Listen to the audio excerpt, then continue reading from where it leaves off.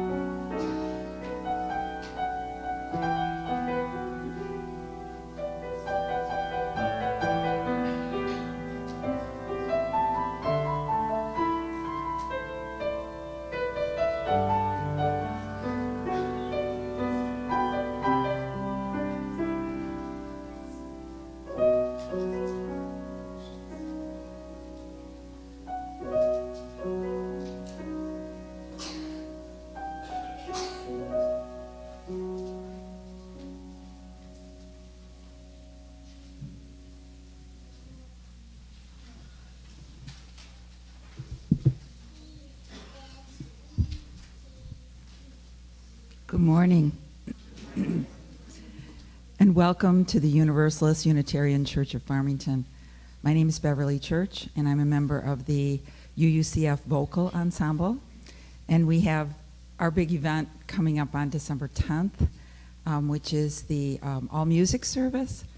And I think if you haven't been to an all-music service before, visitors to stand and let us know where you're from,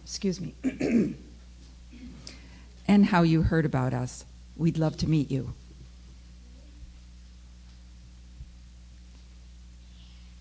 Hi, my name is Anthony Carden. I passed by this place where we were here, so this is stuff. Great. Feel grounded, and he keeps the rhythm that way. So it took me back to the late 80s and a place that I was living that was a beautiful place in the country. Music has a way of doing that. It takes you back. Sometimes it just adds a little bit of comfort. But I'd like you to find somebody that you don't know really well and just say good morning to them and tell them about either one piece of music or maybe one artist or what a type of music that you like, just as a little entry and hello to getting to know somebody for just a brief time. So, and for those of you that are visitors, we don't do this every week, so this is your lucky week. So take a few moments and greet somebody you don't know really well and share something about music.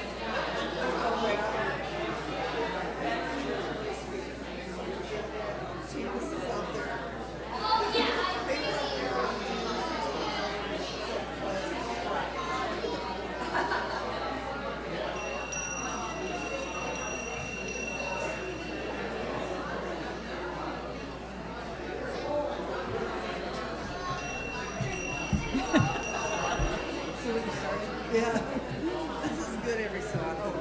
Yeah, yeah. It's funny.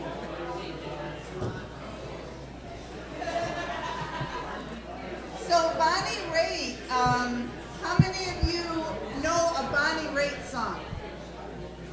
So what we exhibited right there was, let's give them something to talk about. So now you have something to talk about during coffee hour or when you see each other at the grocery store or in other places in and outside of church. We'll now say the Litany of Gathering, which is on page 2 of your order of service. Sometimes it takes a full 30 days to give thanks for the abundance in our lives. May we use this month of November for gratitude. Gather close to fires, warm food, and each other, as the breezes whip around trees that have lost their colorful leaves. Our thankfulness spreads out, surrounding us with an awe as we acknowledge each other in our grand diversity of thought, but a likeness of heart. Our welcome table is long and open to all who join us with generosity of inclusion, young and old, gay and straight, those of familiar and new cultural backgrounds. May each be held respectfully as we meet one another with respectful curiosity and compassion. We'll now light the chalice with a reading from Theodore Parker. Be ours a religion which like sunshine goes everywhere, its temple all space, its shrine, the good heart, its creed all truth, its ritual works of love.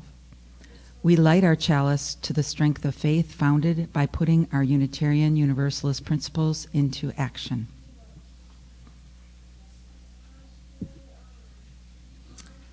Okay, I have a couple of announcements. One is, please read in your order of service about the November 30th presentation on 1967 Detroit, and plan to attend, and you can get information about ordering tickets in your order of service. I'd also like to call up Paul Denowitz, who has a couple of announcements.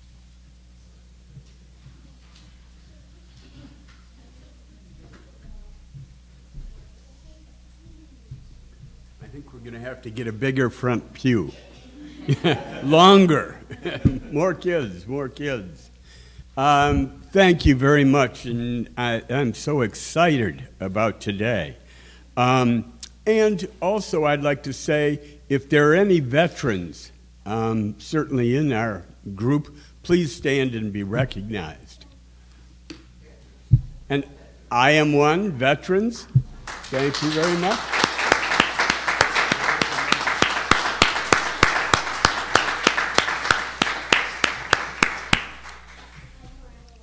Last night was quite a celebration, and if I get emotional,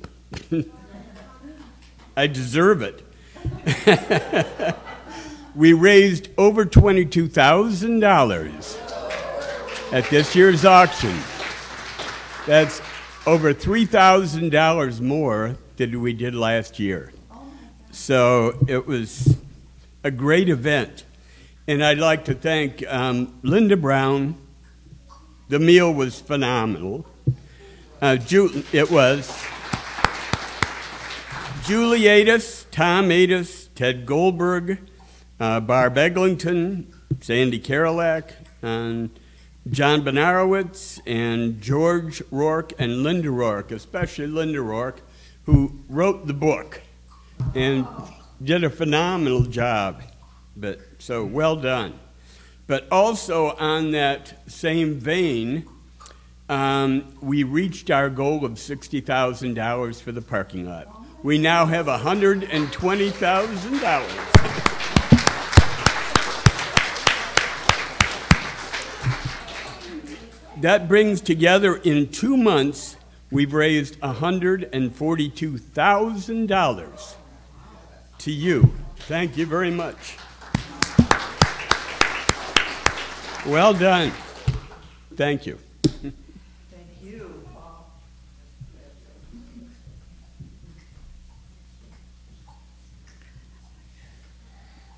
I'd now like to bring up Kevin Smith, who will introduce the meaning of membership.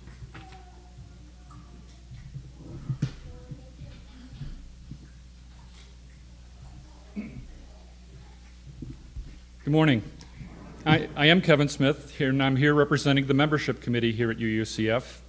And membership is one of our standing committees and serves to promote and maintain membership here. So one Sunday each month, I think many of you know, we present this meaning of membership highlight, where we invite one of our members to offer his or her personal views on what membership here means to them. In doing so, we hope to inspire and encourage new members to join the congregation. Securing new members is critical to sustaining any congregation. We all benefit from the new members. We need their involvement, their energy, their new ideas, and their willingness to commit to be part of our greater community. So this morning, our featured member is Nathan Whitehead. Nathan's been a member here for about, I think, 2.5 years, and he's currently serving as a member of Coach. So, Nathan.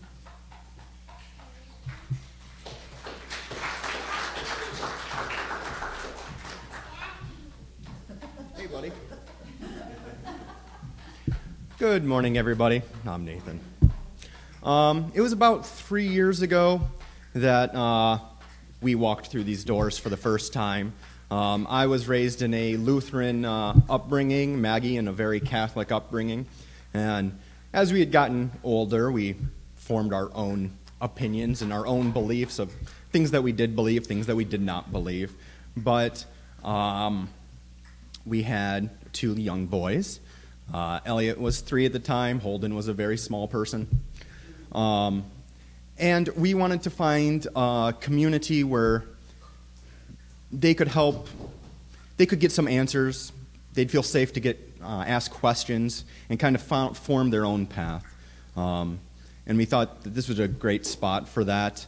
It's also a place, we were looking for a place where they could also get an understanding and an appreciation of, what their grandparents and cousins believed, or, it wouldn't be such a foreign idea. And so we came here. We did a Google search. Maggie did a Google search. That's how so many people end up here these days. And she's like, what do you think about this? And I'm like, oh, that sounds, it could be either really perfect for what we're looking for, or it could be, looks like maybe very new wavy and hippy dippy and not my bag. So we came and I was very pleasantly surprised. It was a very intellectually rewarding environment and spiritually. And when we first started attending, there was only one other kid who attended regularly who was around my kid's age, which wasn't fantastic, but it gave us an opportunity. There was a large group of teenagers at the time who are off now doing other teenager-y things. But I was really impressed with them all. They were very smart and kind and socially conscious, and those aren't adjectives you'll normally readily think of for teenagers. And I was really impressed with them. And then as I spoke to some of the older members, and they had stories about their kids who are now grown and off in the world doing amazing things, so many people credited this church and the religious education program and just the friends and lessons that they learned from within within this building. And I thought, this sounds like a really awesome place to raise kids. They say it takes a village, and I thought sounds like a fantastic village. So we kept coming back, and we're still here, and you're stuck with us for a while with my fidgety kids. So that's kind of why we're here, and we love it. So thank you.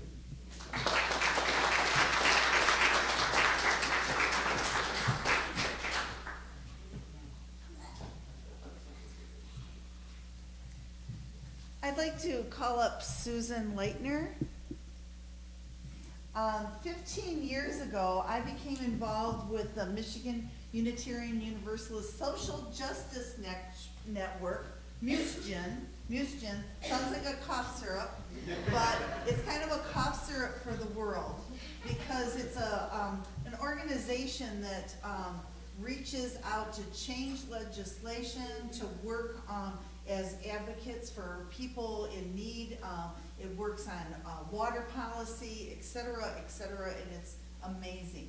Yesterday, they celebrated their 15th birthday as an organization, and Susan, because of her accomplishments here with your congregation and the work that she has done, not just this year, we won't even name how many years. She has worked on social justice in all kinds of descriptions, and most recently really put a lot of energy into the Escalating Inequality initiative with the movie coming up November 30th, which we hope you can attend. Susan received this award, and so we wanted to let all of you know that this is going to be hanging on Susan's wall of fame, and that if you want to get involved in any social justice work. Susan is one of the conduits to do that, as well as our committee, so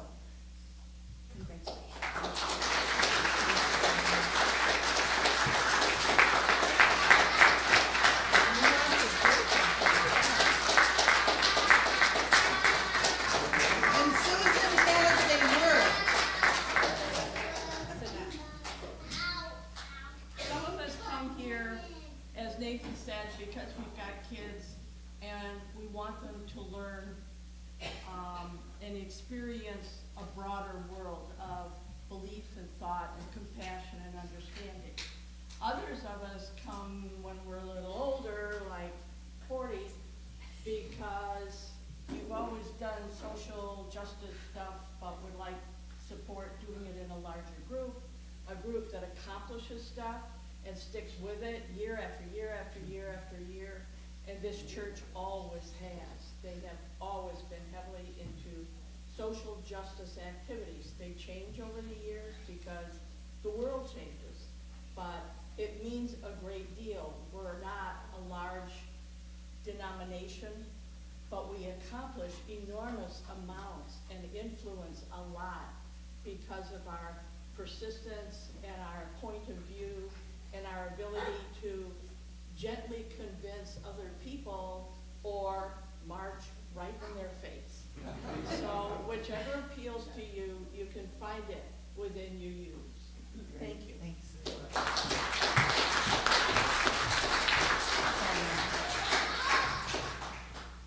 So now is the time to call Natalie and all her friends up front. Boy, we have 8 boys today.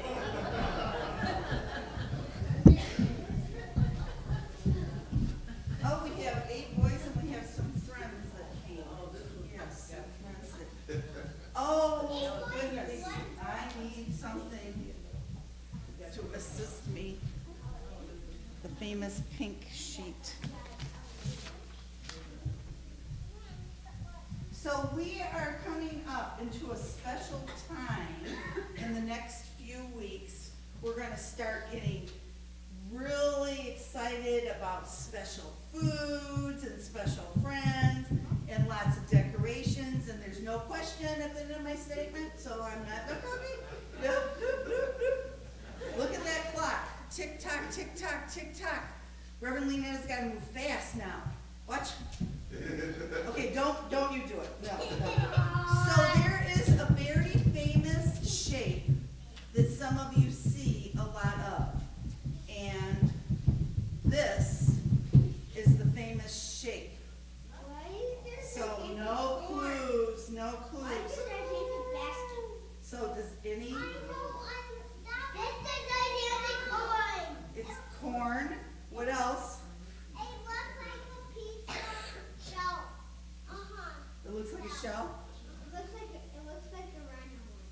Whoa, you guys are so smart. It kind of looks like a witch's hat.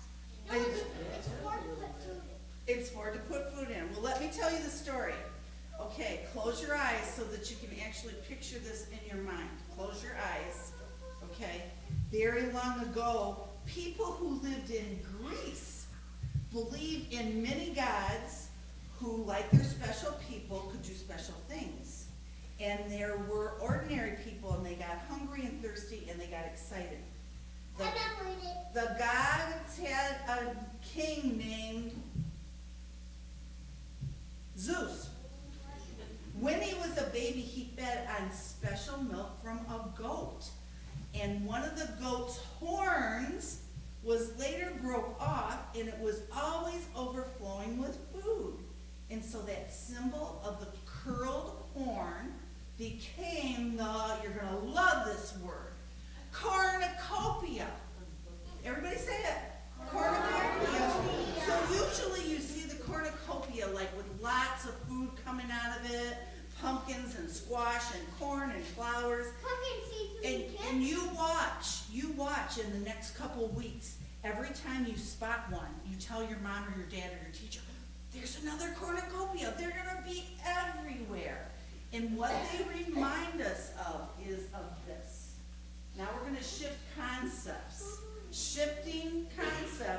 your brains ready for this? I want you to think of something very important in your life and very sweet in your life that you would not want to do without. So this is what I would put in my cornucopia. I would put nature in my cornucopia. This is a fuzzy cattail, right? I would want nature in my life to make it sweeter. I would want my friend Nicole and her baby Nick in my life. And I would also want my daddy in my life, and he is. And so those are some of the things that make Reverend Leonetta's life sweeter. So if you could think of one thing that makes your life sweeter that you don't want to live without, Natalie, I'm going to ask you to. Okay, so who has something that they wouldn't want to live without and makes their life better? My mom, my dad, Dexter, and baby too. Okay, how about you, Will? My house. Oh, very good. Would you have something? You have something? My happy, I do. Would you have something? Yeah. Chloe. Chloe? And then Memories are very sweet. Yep. How about you, Dexter? Do you have something? my mom and dad and Dante and my brother and Joe and everybody in my life. Wow, that's so cool. Do you have something good in Actually, your life? everybody in my life. Aw. Do you have something good in your life? I was being a horse setting. Oh, that is too cool. How about you, Elliot? Do you have something? That's You good. want to keep it to yourself? Glad people build shelter. Oh, do you have something that's sweet in your life? Legos. Yeah, that's cool. How about you? My mom, my dad, my brother, and my dog. Cool. Did we get everybody? Will, did you say something? I just said it. Tell me again. A house. Oh, you know what? Sometimes people might need to forget things. So you have to remind me. So because you answered so nicely, and if somebody could tell me what the hymn is, I could announce that. Fount of every blessing, number 126. If you would turn to 126, all the kids are going to get one cornucopia with something very sweet in it. Well, we can eat it. Yes, you can eat it. Now? Yes, you can eat it now. All right, and we're going to sing you off to 126, everybody. All right, and we'll, there we go. Isn't that cool that how bugles turn into a cornucopia? I just love life when I think of these combinations. Sweet and salty and being thankful. All right. You can follow Elliot. Okay? We're ready.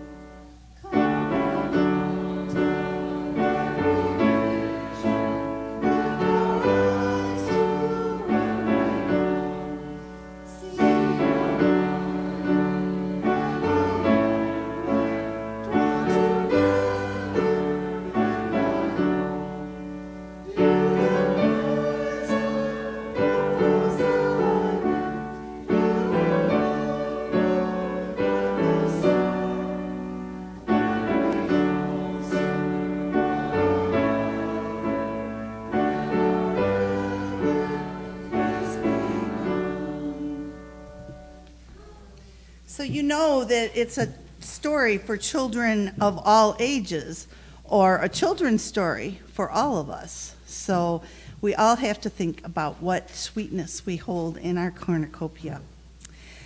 As we take our offering this morning, we welcome you to give generously as you have shown. and doing in a variety of ways. Some of you sending in your pledges, some of you giving gifts on Sunday. If you're a first-time visitor, please consider yourself our guest. As we take the morning's offering, we will hear special music that Diana has chosen for us.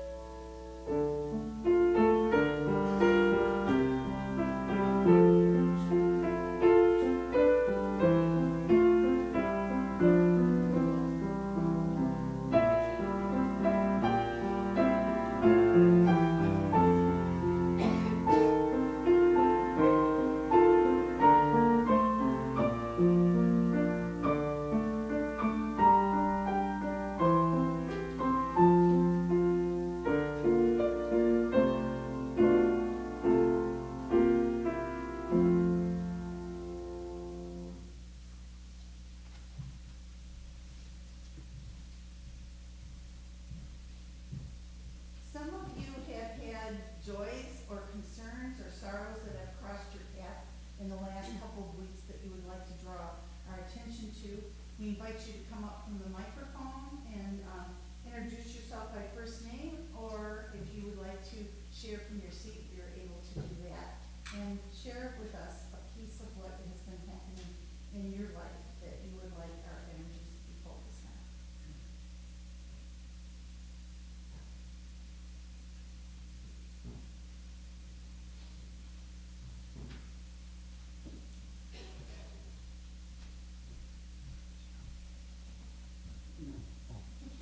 Last week, Birmingham Unitarian Church did the shelter, the Southwest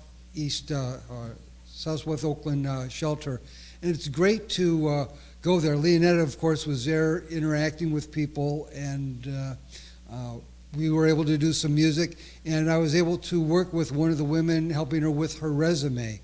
And I'm often blown away with, when I'm meeting and talking to these people, my prejudgments kind of fade away. These are just people that are a little more down on their luck in some cases, but very intelligent, very, very delightful people. And I happened to be at the church the following night for a meeting and got to talk to some of them again. So next time South Oakland Shelter comes along, please consider being part of it.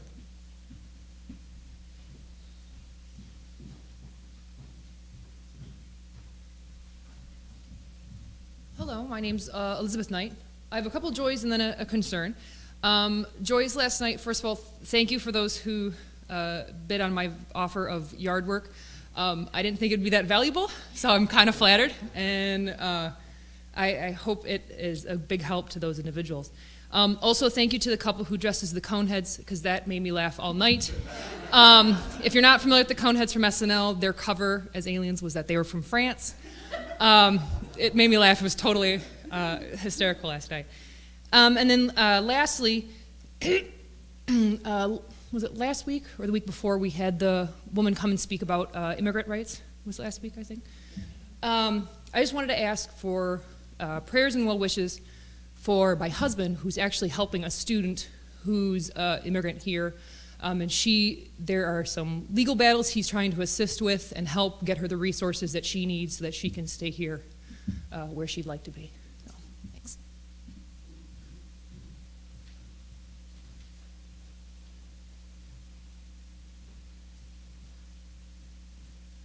Well, I'd like to light this candle for my son.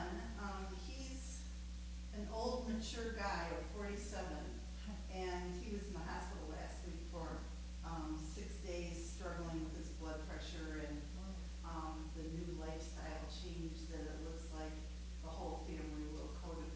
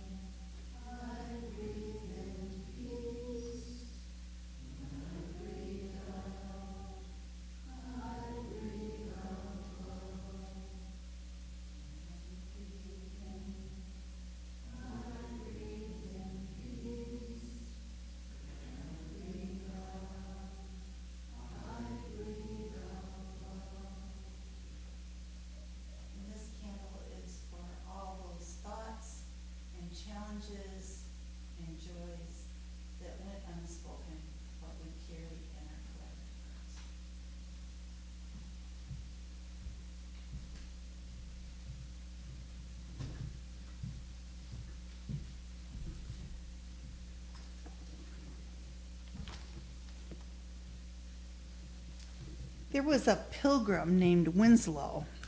Apparently, Pilgrim Winslow wrote the only eyewitness description of the first Thanksgiving. In his brief letter to a friend in England, Winslow described the joy, the celebration, the carousing that followed the harvest of supposedly 1692. That first to-do seems to have been a harvest home back in England. It was sort of like that, with cakes and ale and hang the cost, kind of like our carousing last night. Pilgrim Winslow makes no mention of thanks, however. We find out that the religious component of Thanksgiving and even that act of giving thanks are later additions. So isn't that the way? At any given time, we're busy with our cakes and our ale and our turkey feathers. It's only later, looking back, that we understand the gravity of what we've gone through with previous harsh winters, what is the fragility of daily living, and what is the preciousness of hopes for the years to come. And we get through it, and we celebrate, and then finally, the Thanksgiving comes. So here's one take we could have on the story of Thanksgiving. On Thanksgiving Eve, the Pilgrims came to Plymouth. They came for many reasons, but their special objective is the memorial service of the Church of the Pilgrims. Some of the present-day Pilgrims are bewildered when they learn that the Church of the Pilgrims is a Unitarian church. The split occurred during the early 19th century, a period where historians refer to us as the Unitarian controversy, and that is when the Congregationalists usually refer to more benignly as the Unitarian departure. So if you ever meet anybody that's a Congregationalist, we are close theological and believing cousins, if you will. The Pilgrims did not call themselves pilgrims. They were kind of like Susan Leitner and some of the rest of you. They were dissenters. They were separatists. They abandoned creeds, but they continued to do the good works. The structures of that Church of England were abandoned. So unlike the Puritans, whose religion was the dominant in the society they created in Boston, the Pilgrims confronted issues of religious differences as they sought to establish a better workable society in the New World. That famous Mayflower Compact was born of those factors. It was a civil contract, a way to order society that was numerically dominated by one religious group. But ensured in secular matters, they agreed to be governed so that they could be equally represented. So it is easy for us sometimes, who have never known anything else, to forget how precious and fragile this legacy of having a spiritual freedom is and how it is part of the Pilgrim heritage. Sometimes we wonder in our darker moments whether we much care about the origins of it anymore, especially because we are in a special and particular sense the heirs of the Pilgrims, and it's gone on and on that it's accepted. But they gave up everything, in many cases even their lives, in pursuit for the freedom to worship in their own way and to also move on to look at spiritual goals and pursue them as they could. How paradoxical it is that these people who came with nothing and faced such extraordinary hardness, from hunger to disease and death, were the ones that gave us this holiday. While we often find it difficult to value and appreciate the abundance that is ours, when we look back, we know that it's not paradoxical at all. The Pilgrims knew they were pilgrims on the earth, and they were only passing through. Unlike us, they were in the world, but not of the world. It was an attitude that freed them to abandon all that they had in hope for a better future.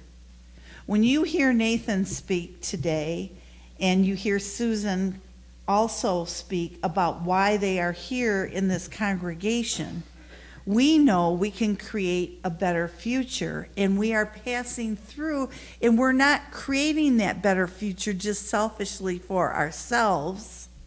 We're creating it because we know that another generation will come behind us, and they will stand on our shoulders, and the work that we do is so important. So we are like the pilgrims too, passing through. Maybe the fact is that this thanksgiving and this thankfulness is more than just a word, but it can be an attitude. Maybe the pilgrims were not thankful because they survived, but were able to survive because they were thankful. There are many studies that have been done about how our brains work now. And now we have generations to thank for this idea of thankfulness. So Thanksgiving. If you look at your order of service, or you can just look at mine, I was very specific to Cheryl this week, our church administrator, that I didn't want the word to be strung together. It's not Thanksgiving. It's thanksgiving. And so the giving part is our responsibility. We give thanks for what we have, but because we have so much, we are responsible for our giving and our generosity. And all of that comes because we are thankful and have gratitude. So back to the brain studies. How can you, and I'm always giving us new ways on reshaping our neural pathways, because that's what I'm looking for. So how do we give thanks and show this gratitude so that it continues to alight our brain in the way that we need it to sustain us? There have been studies by American researchers that were assigned to young adults who were asked to keep a daily journal of things they were grateful for, just like what the kids were doing this morning, only writing it down. They assigned some groups to journals about things that annoyed them, which probably fits more with teens and many of us, or reasons they were better off than others. Nah, nah, nah, nah, nah, I have it better, so write that down. The young adults assigned to the gratitude journals showed greater increases in determination, attention, enthusiasm, and energy compared to the other groups. Realizing that the other people were worse off was not a form of gratitude that worked on your mind. Gratitude requires an appreciation of the positive aspects of your situation. It's not a comparison. Sometimes noticing what other people don't have may help you to see what you are grateful for, but then we have to take the next step. We have to really show appreciation for what we have to have an impact on our brain. That effect of gratitude, using even less frequent moments of gratitude, can have an effect. Those same researchers conducted a separate study on adults showing that even once a week giving gratitude showed greater improvements in optimism. It also influenced their behaviors. So keeping a journal also creates improvements to our exercise patterns, for instance. And so this is what I might suggest for my family members and myself and to all of you. Because if it works for one, it will work for all. So think about, what do you do right before you go to bed at night, after you've brushed and flossed and turned off the crazy screen? Whatever crazy screen. We don't do that anymore, do we? We either do this or this. So what do you do? What are your last thoughts? Consider this. Requires no ink pen, no journal. Just giving thanks, gratitude for 3 things. And you heard amazing examples up here this morning. They're grateful for their families. They know that their families bring sweetness to their life. They're grateful for their homes. They don't take those things for granted. They're grateful for their friendships and each other. Not one of them, only one of them said a toy, and it was a very highbrow toy. Legos. I cannot follow those directions, and maybe I will sometime in the future, because that brings out other neural pathways. But think about what you are grateful for. And then another thing that you could do during the day in your list of creating some virtues. Think about the virtues of those pilgrims. What did they have? How many of you know how to spell perseverance? I always think I know how to spell it, and I spell it in the computer, and it corrects it, thank goodness. But perseverance, a constant get up and go no matter what. Because I know that some of the people that were planning and did so much of the work for us last night have had really tough weeks in their personal lives. They didn't phone in an excuse or try to look for somebody else to take their space. They showed up and they presented what they had.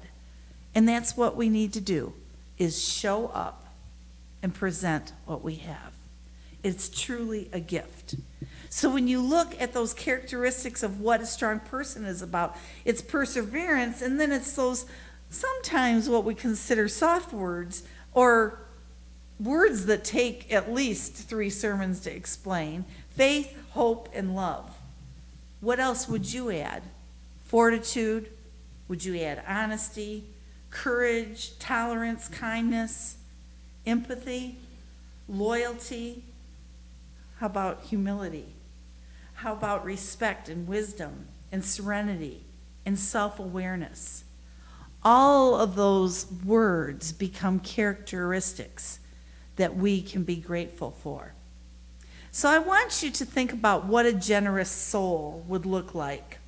Some of you might have a friend that you just can't even believe how much they do and accomplish with such grace and humility.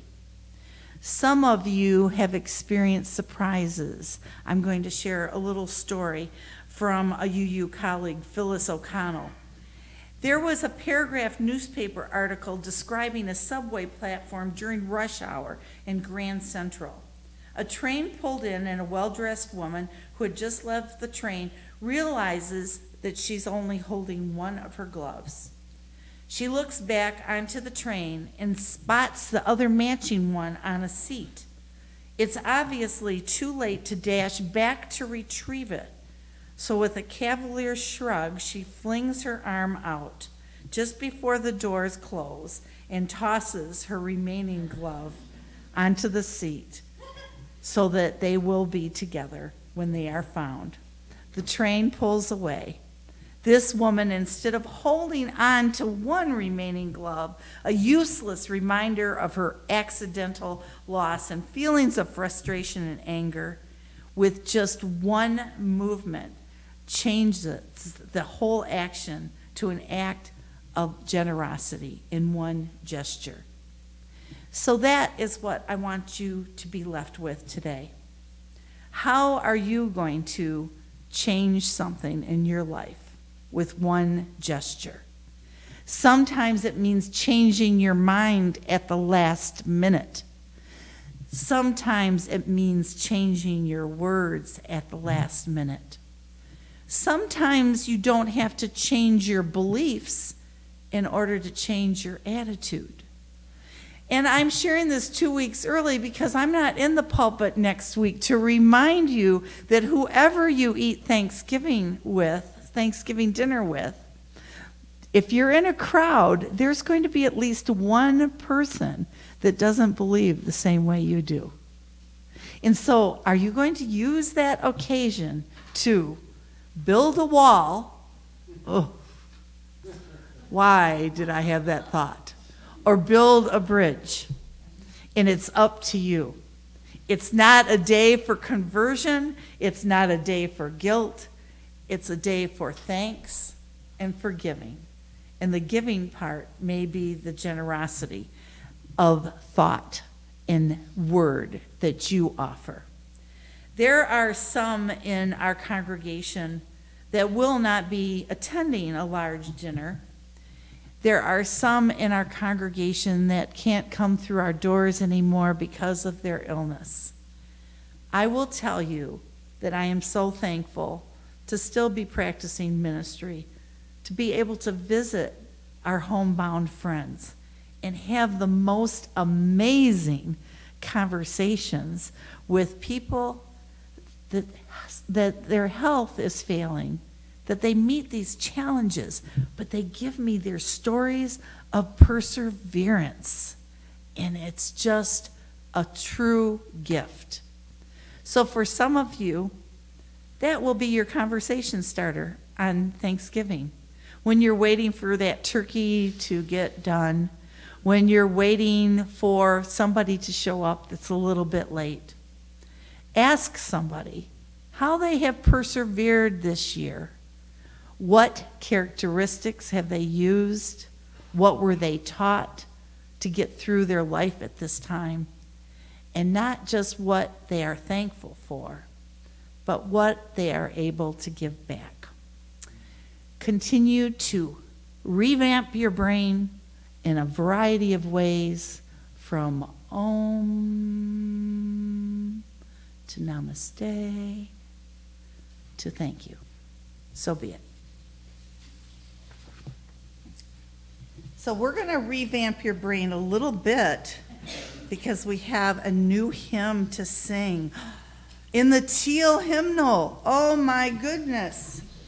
Teal is that blue. We're going to try to sing this together, and once we sing it today and then a couple more days, we're going to truly love it. I don't have a teal hymnal. Oh my goodness. Thank you very much. Thanks a lot. So if you would stand as you are willing and able, 1057.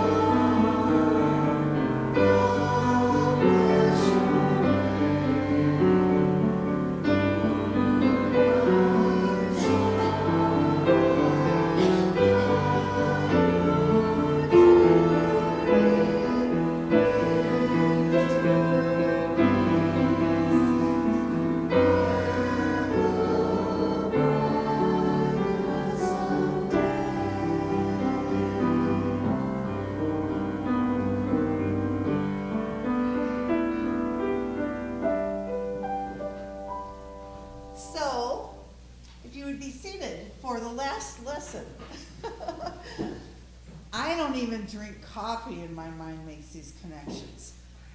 So if you look at Go Lifted Up, there are a lot of notes. What are those notes called, Diana, when they have holes in them? They're not black notes, they're If it has a stem? No stems. We just want whole notes. Whole, that's a whole note? Yep. Okay, so when you have a whole note, it lasts a little longer and it doesn't kind of flow into the next note. It stands on its own. Whole notes are very Unitarian notes. So the connection I made is you have a hole in the cornucopia and you have whole notes. And so sometimes you have to pause and decide what you're going to put into either that note or this cornucopia. So I give you all credit because I know none of us except one or two, are professional singers. And you took those whole notes and you trusted. You trusted that we'd all get through this together. And that's what it's all about. Trust that you will all get through this together. Pilgrims, one and all. Dissenting along the way. Perfecto.